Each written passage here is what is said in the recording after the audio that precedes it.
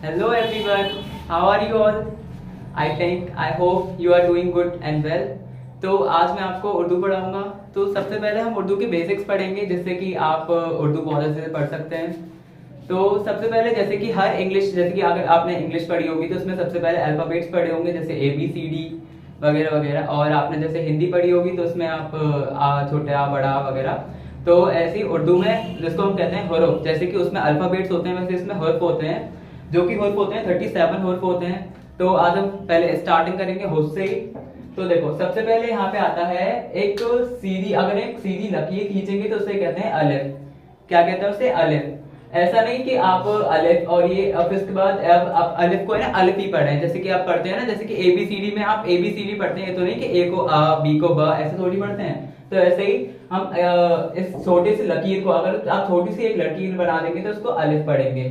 उसके बाद अगर आप नीचे इस बिंदी को कहते हैं नुक्ता, इसको कहते हैं नुक्ता, उर्दू में से नुक्ता कहते हैं और हिंदी में बिंदी कहते हैं। तो अगर आप नीचे एक बिंदी लगा देंगे उसको पढ़ते हैं बे। फिर आएगा पे जिसमें 3 नुक्ते होते हैं नीचे। फिर आएगा ते के ऊपर 2 नुक्ते होते हैं। फिर आएगा टे में क्या होता है, एक छोटी सी बी होती है, उसे बी मत कहना, टे, ठीक है, टे। फिर आता है से जिसमें 3 नुक्ते ऊपर होते हैं। फिर आता है जीम क्या होता है? जीम आप सिंपल एज इट इज ऐसे ही बना सकते हैं, और एक बार मैं बनाकर दिखा देता हूं। ओके, ऐसे जीम बन जाएगा।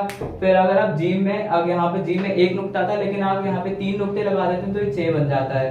और अगर आप कोई नुक्ता नहीं लगाते तो वो हे बन जाता है। उर्दू में सबसे ज्यादा इंपॉर्टेंस नुक्ते की होती है। अगर आप एक नुक्ता भी अलग कर देंगे तो उससे पूरा शब्द बदल जाता है। तो अगर आप इस जीम में ही अगर आप ऊपर एक नुक्ता लगा देंगे तो खे बन जाएगा। फिर ये होता है दाल, जाल, रे, जे, सीन और शीन। इसमें कंफ्यूजन है तो ये क्योंकि शीन ये श को डिनोट करता है और ये स को डिनोट करता है। अगर आप 3 नुक्ते ऊपर लगा देंगे सीन में तो ये शीन बन जाएगा। ऐसे ही है स्वाद, ये है ज्वाद। ऐसे ही इसमें ज्वाद, इसको ज नहीं इसको ज्वा बोलेंगे, ज। ये है तोए और जोए। ये है ऐन, गैन, पे, काफ और ये छोटा काफ और ये गाफ। अगर आप काफ में एक ऊपर लाइन खींच देंगे तो ये गाफ बन जाएगा।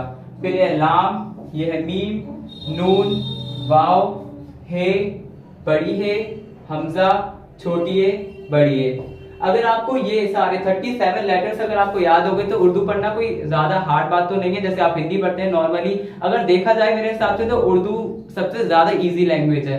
जैसे हिंदी आप पढ़ते हैं उसमें भी बहुत ज्यादा मतलब इतने हार्ड हार्टेड टिपिकल वर्ड्स होते हैं जिसको आप लिखना भी अभी तक मुझे भी नहीं आया वैसे तो है। लेकिन अगर आप देखें जाए तो इंग्लिश में अल्फाबेट्स और उसके स्पेलिंग्स वगैरह, उससे सबसे ज्यादा इजी लैंग्वेज मेरे हिसाब से उर्दू ही है, क्योंकि उर्दू में ज्यादा पढ़ना नहीं होता।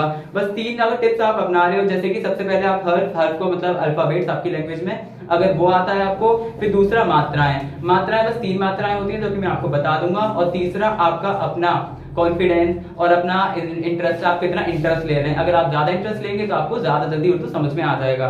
वैसे उर्दू ज्यादा हार्ड तो नहीं है। इसके बाद हम मात्राएं पढ़ेंगे। मात्राएं 3 ही होती हैं, जबर, जेर और पेश। अगर हम जबर की बात करेंगे तो जबर ये बॉक्स क्या डिनोट कर रहा है? बॉक्स डिनोट कर रहा है 37 लेटर्स में से कोई एक लेटर। जैसे अगर हम यहाँ पे बे बना दें, बे ये रहा आपके सामने, अगर हम यहाँ पे बे बना देते हैं,